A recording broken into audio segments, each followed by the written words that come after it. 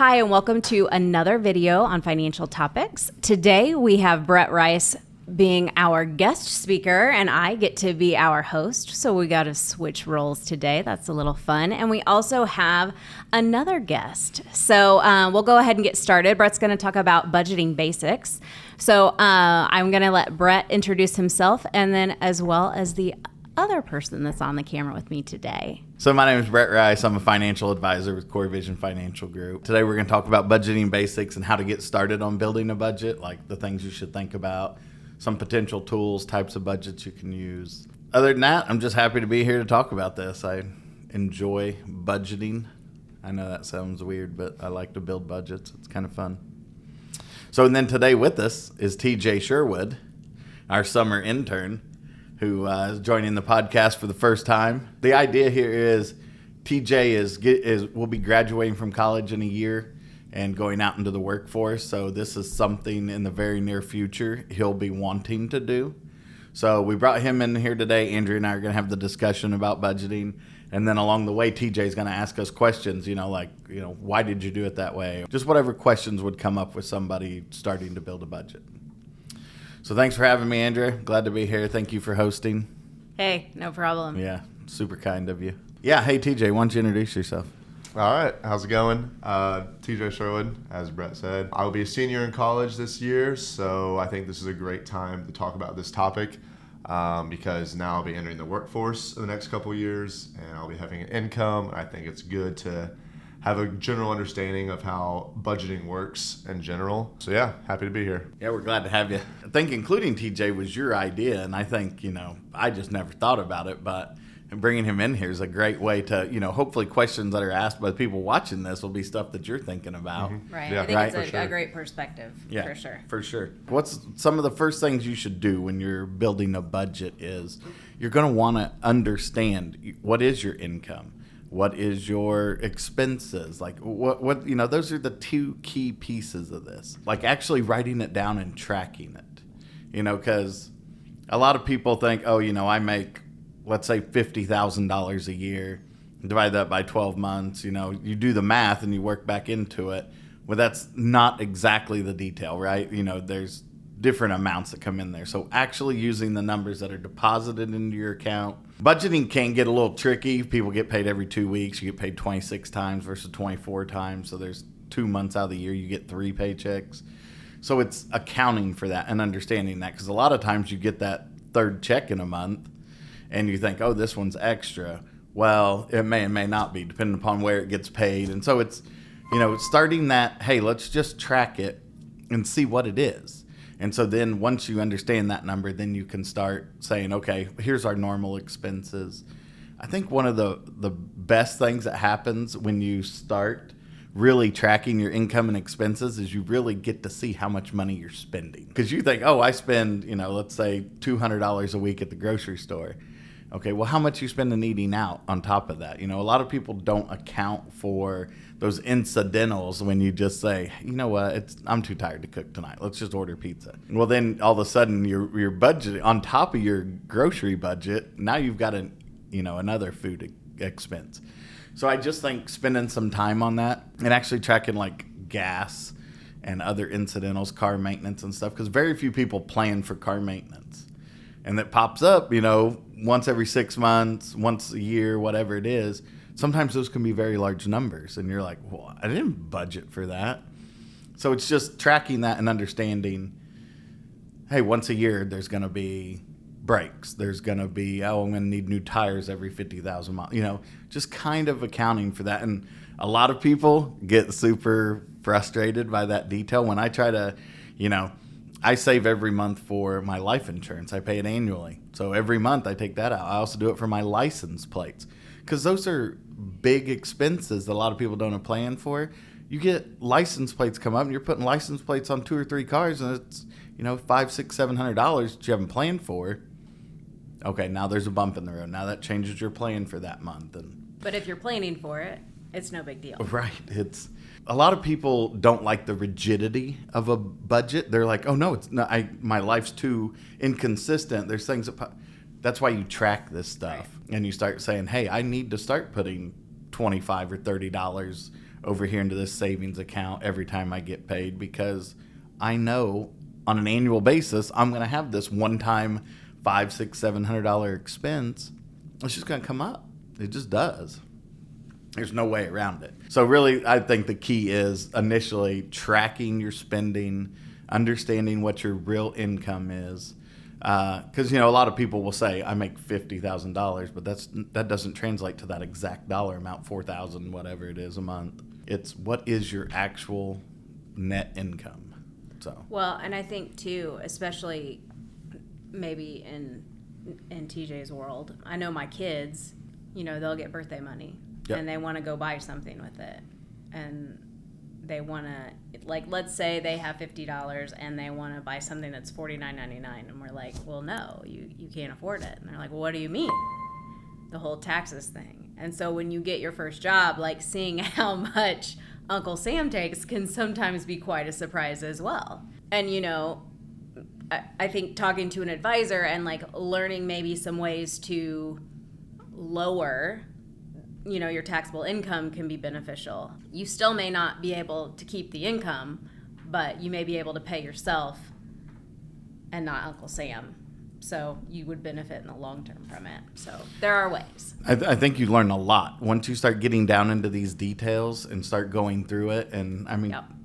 Putting everything on a budget and just writing down, because I've met with, I wouldn't say a lot. Let's say I've met with several people, and you start helping them build an income. And these are people that are in their 40s, 50s that haven't used a budget. They've always been like, we make enough income. We don't spend it all. We save a little bit. But there's not a clear plan, right? Because a lot of times what they say, you want to pay yourself first. The first thing you want to do is take your money out for savings, not, hey, we're going to save what's left over. Right. And people have said, I don't want my budget telling me what I can and can't do. That's fine. Just budget it in there. Right. You create your budget. Yeah. You are the owner of it. So I don't know. I think you learn a lot about your spending habits. And I think what it also does is when you pull out that debit card to go to spend it, a lot of times you think about that. You're like, ooh, I budgeted $200 for groceries. I just spent $275 for this week. That $75 has to come from somewhere. And you don't want it coming from the money you're planning on saving. Mm-hmm. So you just be aware of those. And your budget is not set in stone, right? A lot of people are like, oh, that's not going to be enough on this. There's a holiday coming up. We're going to have a cookout. We're going to need to spend more money. Just plan for it. Right. That's why you track it, and then you start to understand, well, $200 a week is okay 48 weeks out of the year, but Memorial Day, 4th of July, Thanksgiving, Christmas, we're going to spend a lot more than that. It's your budget. Do what you want to with it, but also, this is the level of detail I go to, is if I say, hey, I know Thanksgiving dinner costs $500 or whatever that thing is just plan for it. Just save for it. It's super easy to add a savings account onto your banking and just start putting money in there. Just label it Christmas dinner or Thanksgiving. I do that with a lot of stuff. You do. Your budgeting is kind of intense. Very unique. It's intense, but you understand it. You enjoy it. And it works for you. It's just how my brain works. Right. That's what matters. You've got to find a budget and a system that works for you. Right. In my way of budgeting, I have not found a single other person that it works for. Right. I've tried to budget with my children and just put them in the same Excel spreadsheet, and they just can't wrap their head around it. But I think it's, that budget started out with almost no detail in it. It was house payment, car payment, utilities. Mm-hmm. And then over time, I've said, hey, I want more detail. Mm-hmm. I want to know what each of those expenses are. Not a lump sum for utilities that's $600 a month. Right. I want it to say water's $50 and sewage is $35 and, whatever those numbers are. Yeah. But I also want a budget for my license plates, my life insurance, taxes, all of those subcategories. I have a separate sub account that I put that money in every month. So then that way there's not surprises. And you touched on something that I think is a huge deal, is finding something that works for you.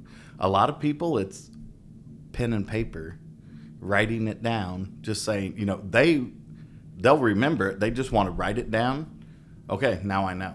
And these are the dates. Like my spreadsheet says the day it's due, how much it's due, who I got to pay, all of that stuff is in great detail. Some people don't need that. They just know, oh, okay, I know that, auto pays, taking that out, all that stuff. But, there's a lot of different budgeting techniques, whether it's the 50, 30, 20, Right. zero-based budget, envelope systems, all of those things. I've used almost all of those at one point in my life. And I don't think once you find one, it won't evolve into something else, because I started out envelope system. So did we. But now that's what I think those sub-accounts are for me. That's my envelope. That's where I put that money over here, and then to me, it's out of sight, out of mind. I think, though, anybody who's starting a budget and serious about it, research. Just spend a little time reading on budgeting stuff, and you're going to run across something you're like, oh, that sounds like something I would be okay with doing. Some people don't like the level of detail in my budget. It's just too detailed for them. That's why I keep it in an Excel spreadsheet, because I'm not, the way my brain works is I'm not super detailed on that. I have to have it in a spreadsheet type situation. I just have to. But choosing the budget that works for you is the biggest deal. Because, right, if you don't like my budgeting way, TJ, you're not going to follow my budgeting way because you don't like it. So I don't understand your budget, so I couldn't. It's just like a general ledger. But I love that you love it. It's just like a general ledger. It's just like you were an accountant. Yeah, if you remember, that was my first major. That's what I'm saying. You should be the first person who's like, I love this. This is great. But I'm not an accountant. You thought you wanted to be one. Yeah, and then I got into A100 and decided this is not for me. TJ, what questions do you have so far? One question I do have, talking about goal setting. Yeah. What would be some examples, whether it's short term or long term, that you would suggest that would be good for someone my age to start looking at? Major purchases, or hey, one day I want to buy a house, right? That's obviously a long-term goal. That's going to be something you're going to have to save, quite a bit of money to purchase a house. So that's a big goal. That's definitely something, set money aside, do that. But even short-term goals, vacations, Christmas presents, right? Because that's what blows a lot of people's budgets up. It comes Christmas time and they're like, okay, where am I going to find $1,000 to buy Christmas presents? Okay, well, we've been putting, $85 a month away in there. And when it comes around time for Christmas, you say you've got, hey, we did that pretty faithfully for 10 months. We've got $850 of the $1,000. Now we're trying to come up with $150, not the big $1,000. Well, and he just had one. He just bought a car. Oh, that's right. I mean, that's definitely one that's pretty common. For sure. Yeah, anything that you can help yourself out by saving and putting more money down on to reduce the amount of interest you're going to pay, lower your monthly payments. All of those things are huge. I mean, that's a great example, right? Because you just did that. You literally just did that. Yeah. So those are, maybe more of a short-term goal, whereas a house might be a long-term goal. We meet with people all the time. A lot of people want to have a retirement home, whether it's in Florida or wherever it's at. You start looking at those things and you're like, okay, we need to figure out how are we paying for that. More of a longer-term goal. If you could start at your age saving for a retirement home, huge deal. So I take it probably a little too deep. I save for a lot of different goals. Even if I'm just like, oh, there's, $500 goal coming up, I will start putting money aside for it. And then when I'm like, okay, I'm ready to do that, I might have 200 of the 500 save up. Now I'm trying to figure out where I get the other 300. Well, and I think you and I talk about this all the time whenever we talk to anybody that's young. The sooner you start saving for retirement, the better off you are. Yeah. The less you have to save per pay period, the longer compounding time frame you have. Just huge. We walked through that scenario with you, right? Right. 45 or 50 years of saving towards, hey, here's my retirement date 50 years from now or 45 years from now. You have to save a much smaller amount on a daily basis or a pay period. Right. Huge deal. And I know at 21, the thought of retirement seems silly. I get that. But the other side of that is maybe if you do really well, you can retire early Yeah. or, you know, all those things. And so you can really set yourself up for the future just by little decisions that make big impacts. Yeah, for sure. I mean, we walk through scenario after scenario where you look at that, right? Somebody starts at 25, stops at 35. Somebody starts at 35 will never catch him. It's just that math is insane. Right. So it's a lot easier. But convincing people at a younger age to do that is hard when traditionally their income is lower, their expenses pretty much match their income, and there's not a lot of room to save. But the idea is, well, you can save a smaller amount here than you can out here, right, and get a better result. Yeah. I mean, we literally can do $25 a month. Yeah. We can draft that. And that's a start, right? Like, that's doable, I would think, for most people. Yeah, even just putting in a 401k, you know, with your investment objective and your time horizon, you know, you could have some fantastic results over 45 years. So, yeah, good question about long and short-term goals. But in my opinion, even if you're putting $10 or $5 in that account, just it's going to help you get towards that goal. And then when you get there, instead of trying to figure out where you're getting $1,000, you're trying to find 150, right? So these are real life situations. You know, these are things that people run into on an annual basis when all of a sudden you're like, oh, wow, how'd Christmas sneak up on me? So that's just one. Christmas account, you put money in it. So I love watching you budget. Like when I walk in your office, it's like you are in your element. it stresses me out. Well, you have a huge smile on your face. I know. It's fun. I like it, but I get worked up about making sure everything gets done.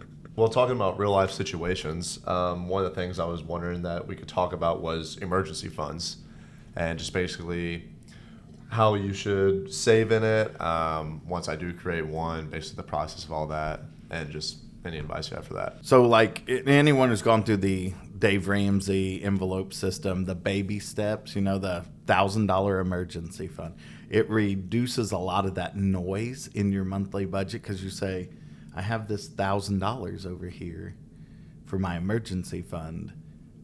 You know, furnace repair, flat tires, that stuff you can take out of it. I mean, it needs to be an emergency, but it allows you to then not destroy your regular budget to compensate for those, right? To absorb those expenses because they're unknown. You don't know when they're coming, at least initially when you're doing that. I mean, we all know eventually our tires have to be replaced, our brakes have to be replaced, but very few people budget for those. And a lot of people would drive themselves crazy trying to budget for all of that stuff. I just use car maintenance as a general category, put money in. Right? Because you get your oil changed every 3 months or 6 months or whatever it is, or once a year. Once a year for Andrea, who doesn't drive anyway. Emergency funds, I think a little bit, like it may not be your best interest to have $1,000 or more in an emergency fund if you're renting an apartment where you're not, held responsible for those repairs. Yeah. Right? You don't have to fix the furnace and the roof and all that stuff. So, you know, as you're getting started, maybe that's 200, or 500, or you kind of graduate up to that. I think once you develop some habits, some saving habits, those things are just going to grow on their own because in your mind you're going to say, hey, I'm still putting that $25 over there. So then eventually that $1,000 becomes $2,000. And then you say, okay, now I've started a long-term savings, right? Because I think you graduate through that. You say, I got my $1,000 emergency fund. Now I'm putting more in there than that. Okay, well, now that's not technically your emergency fund. It's more of a long-term savings. So you need to kind of, in my opinion, change that up and say, well, now anything over that $1,000 goes into my long-term savings. So again, it's whatever works best for you. Some people are like, I don't want all those sub-accounts. I just want it all in one, which is fine. But if you keep your emergency fund at $1,000 and your life insurance comes up and it's $900, now your emergency fund's gone. And then you have a flat tire or whatever, your car breaks down the next week, well, your emergency fund's gone. So it's understanding that and, kind of understanding, hey, what potentially could go wrong, and let's start saving for that. But just to kind of how I do things, we started out with the Dave Ramsey stuff. I like to have, and you've probably, since you've been here, learned that our income fluctuates quite a bit in my household. So I like to always have at least 3 to 6 months worth of income, like, saved somewhere. Now, I also have a higher risk tolerance probably than the majority of the population. So our savings account is invested. When things are a little less predictable as far as income, specifically currently, I had it in a money market because they were paying really well. Mm-hmm. So it was a safe place to have it. I tend to do that when I don't know how things look. And then when it looks a little more predictable, then I'll jump back in. So that has given me the ability to, be able to really not change anything with our lifestyle. Mm-hmm. So I don't necessarily have a savings account like at a bank. I have everything here. Granted, I also work here, so I see it every day. Yeah. So it's a little bit different. Yeah. Yeah, and that's kind of what I was talking about. You graduate to these things. So then eventually you're like 3 to 6 months saving. Because a lot of times people will be like, how much money should I have in my checking and saving? That's all a very personal decision. My answer usually is whatever allows you to sleep at night. Mm. If that number's $1,000, $5,000, $10,000, whatever that number is, that's not a number we calculate. It's more of an emotional number. Because if something massive happens at your house, you're probably financing it, right? Normally, you're not going to pay the $15,000 to get a new HVAC unit or whatever. You may, but most people financing it. So you don't want to, say I'm going to have $60,000 in my checking account because I want to be able to cover all this stuff. I want to be able to buy a new car in cash and all of these things that people talk about. Depends on the rates. Yeah, there's a lot of decisions that go into that. So it's just like the not having a mortgage in retirement. It just depends on your specific situation. Mm-hmm. And this budget is exactly that same thing. Very specific to the person. My budget doesn't work for anybody else. Even the people who participate in the budget. I am the only person that it works for. But it's a it's just how my brain works, and I'm super comfortable with it. Short-term, long-term savings, emergency savings turns into long-term savings, like Andrea says. 3 to 6 months is a fantastic spot to be in with your savings because all the fluctuation doesn't really matter. You just have to figure out where your space is at in that. I guess talking about student loans, as someone who's about to graduate college and have all these debts to handle. Sure. What strategies could you maybe have advice on that I could use to manage these student loans or other debts that I have coming up? Yeah, so student loans is the tough one, right? Yeah. Because you graduate from college, you start a job, and basically immediately you have this debt. Mm-hmm. Immediately you're paying on it, and it can be a very large number sometimes. And you work through those. I think you got to look at those individually, right? Because you'll end up with individual loans in there. Mm-hmm. A lot of times the interest rate's the same, but not always, So you look at, is it the snowball effect where you try to pay off the lowest balance first and then roll that extra funds to the next one? Is it the lowest or the highest interest rate one first? There's a couple of different strategies to use towards those. You can look at combining those and trying to reduce that rate. Right now it's not a great time to do that. There have been times in history where, it might make sense to combine those, refinance them, bring the interest rate down. Interest rate on student loans set by Congress, I want to say it's like close to 7% right now. That's kind of the environment we're in, though. 2 years ago, you probably could have refinanced that for a much lower interest rate. So there may be times in your life where you're like, hey, I still have a balance, but interest rates are low. I wonder if I could combine that and refinance it into some type of other debt structure that I can have a little more control over. You can reduce the minimum, pay the same amount, and really knock it out. I mean, it's something you got to sit down and look at when that time comes and say, hey, what's this number? What are these percentages? What's the monthly payment look like? How do we deal with all of that? So good question, TJ, on that. Like, how do you attack that, or what's the right way to approach it? Mm-hmm. Because it's, it's something millions of people are dealing with, right? Yeah. And, kind of a rule of thumb that I've found on student loans is you should not take more student loan debt than your annual salary. right? Because that's just Right. kind of the ratio to that. You know, it's different for a doctor to take $150,000 worth of student loan debt out because their income's going to be significantly higher. Right. You know, but say somebody that's going to go into a profession and make $50,000 a year, it doesn't make sense for them to take $125,000 or $150,000. Right. It just doesn't. Mathematically, you're going to bury yourself in Right. that. I think getting started at a young age with some good savings habits, some good spending habits, we're all going to get that, oh my gosh, I want to buy a boat. You know, it's just being able to have that conversation with yourself to say, how's that fit in this budget? You know, because I can't tell you how many times we see people go buy a new vehicle because they get emotionally caught up in it. And then when they sit down and look at it in their budget, they're like, oh my gosh, this destroyed our budget. So I think the more time you spend with your budget when you go to make those decisions, you know going in, hey, I can afford a $500 a month car payment. Man, an $800 a month car payment just destroys my budget. But you get emotionally caught up in that process. Next thing you know, you went for the basic model and you're walking out of there with all the bells and whistles on it, and it went from, you know, $50,000 to $80,000, and you're like, oh no, well, we're invested in it. We've test drove it. The kids have been in it. We've drove it around all weekend. We're emotionally connected to this vehicle now. So just having that, you know, ability to say, where does that fit in my budget? And that's not how people make purchasing decisions. But just having that in your mind to say, hey, what can I afford? Because that's a huge deal. Yeah. So, personal experience. Early in our marriage, we had Brody. We did not make very much money. And Jason decided, because he went to the golf course and he was having a day, and he decided that he was getting a golf membership. He forgets to tell his wife.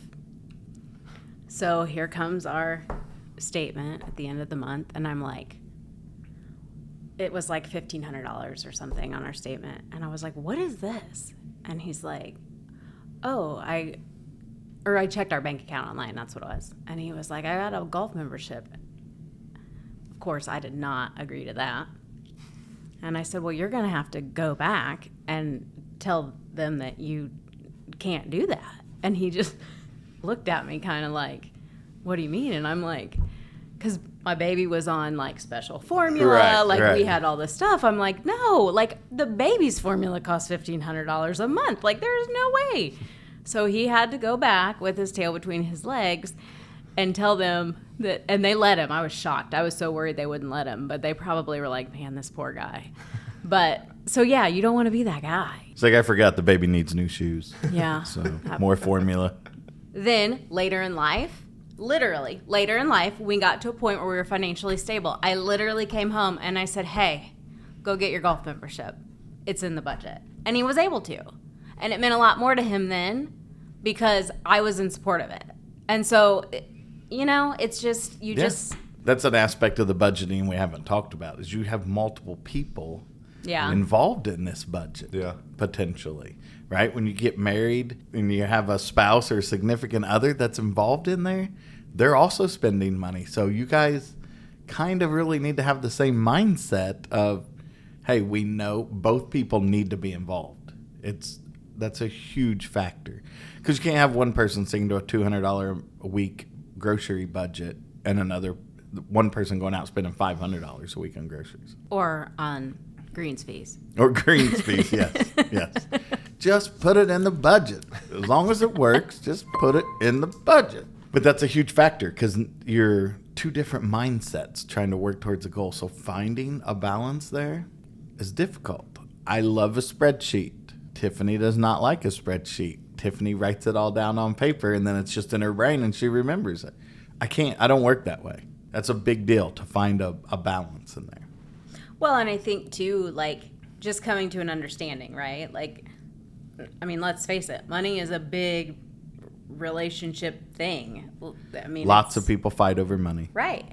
And so just coming to an agreement, I think it's really important you talk about it. And I think it's respecting each other and what's important to each other and coming to common ground. I think doing that early in a relationship is really important because you don't want to find out like 5 years in that like this is not going to work. Yeah, for sure. I mean, right? You, especially if you say have income disparity where one person makes a lot more money than the other, they kind of feel a little entitled to some of that money. Well, why am I not allowed to get a golf membership? You know, my income is X and I contribute and we do all. And it's like, well, as a common goal for our family, this is the priority we've set. Or if your wife makes more, your husband may feel a little emasculated, which can also be a an problem. issue. For sure. Yeah. There's Not so saying much. that's how my house is. I'm just So much emotion is tied to the finances. Yeah. And you just bring all of that stuff in there. You know, I can't stress enough, talking about it, being able to have a conversation about it is a huge deal. It really is, because then when you sit down, you can be like, hey, this is what we agreed to do. If that's not what where we're at right now, then we need to rediscuss this priority. Right. And I think too, like understanding, like there are traditional roles, and some people still want to follow those guidelines. Some people don't. And like understanding where you fall on that. Like, is that important to you? Is that not? Like, for sure. You know what I mean? Personally, I don't really care. As long as we're a team, I don't care who fills what role. Like that's just same. Mm-hmm. But not everybody's like that. Yeah. That would not work for my parents. So, you know, everybody's different. Yep. And I mean, generations are different. Absolutely. Right. I mean, even from our parents to us to our kids, that shift is huge. Yeah, absolutely. I mean, TJ's age, I mean, it's everybody's on a, you know, the same level course, you know. It seems like, in my experience, is right. It's less traditional. You know, both people could be working, having, you know, career success, making good incomes. Whereas for, say, my parents, it usually wasn't that way. There was usually an income disparity one way. And you would just be like, oh, the breadwinner, the, you know, all of those traditional, traditional labels. I don't think necessarily apply to your generation. A tiny bit to ours. I'm going to go ahead and put us in the same group. That's all right. I feel nice today. You know, so, because those have started to go away. I mean, I see lots of couples to where that income shifts to the non-traditional side, to the female side, but it doesn't have any issue in their relationship or their budgeting or any of that. But I think to older people older than I am, that's a problem, right? That's not the way they were raised, and a lot of stuff changes over time. And I think you just have to talk about it, just like your budget, to bring it back full circle to the budget. Conversations about the budget are huge. Yeah, conversations. And there's lots of tools out there you can use for that. There are apps, there are spreadsheets, there a notebook and paper, which hopefully you can find next month when you sit down to talk about the budget. Next month? Why Yeah. not tomorrow? That sounds like a great 4th of July tradition. Oh, wake up on the 4th of July and let's talk budgeting. Heck yeah. Before we go out and blow the budget up this weekend buying fireworks and hot dogs. But there are. Also, most banking apps can categorize your spending and kind of give you some idea. You know what else can? Money Guide Money Pro. Guide Pro. Yeah, good call. So, right, you link your bank to Money Guide Pro. It can give you a lot of that information, right? It can say these are the categories. And then you can dive down into those categories and say, what did we spend that made this one so high? Oh, that's right, 4th of July. We rented a boat and went out on the lake and, you know, blah, blah, blah. A lot of tools out there that can help you budget. There's also MyBlocks, which actually specifically has a college loan block. Yeah, you might take a look at that. All right, but also, TJ, young, developing good financial habits, right? Pay yourself first. Save, save, save. He started it good, right? I mean, he made a great decision by interning here. Right. Fantastic. That's right. I mean, your financial knowledge has increased tenfold, probably. Yeah. It really has. He's been a great intern. Yeah. I would love for more people to have this opportunity to kind of see how all this stuff works, to be like, you don't ever hear about that over here. Right. So you don't think about it, so it doesn't become part of your thought process. And then when you're in it every day, all day long, you're just like, you start thinking about it a little bit differently. Right. Man, sure. if I started saving $100 a month when I was 21 years old, I could be getting somewhere for retirement. You really could. And I think that's, I take the opportunity when I get it to go to the high school and talk to kids about it and stuff like that. But I still think, that's one day a semester. Right. I think being in the environment is different. Again, everybody, Brett Rice with Core Vision Financial Group coming to you today with a new video, basic budgeting techniques and topics. Thank you, Andrea. Thank you, TJ, for joining us today. Thank you for hosting. Hey. Appreciate it. Again, go to our YouTube page and subscribe so you're notified when we post a new video. We post a new video at least once a month, so please do that. You'll get notified. Again, thank you for your time. Our contact information's at the end of the video. Please feel free to email us and call us if you have questions or comments about the videos. We'd love to hear your feedback. Thanks again, everybody.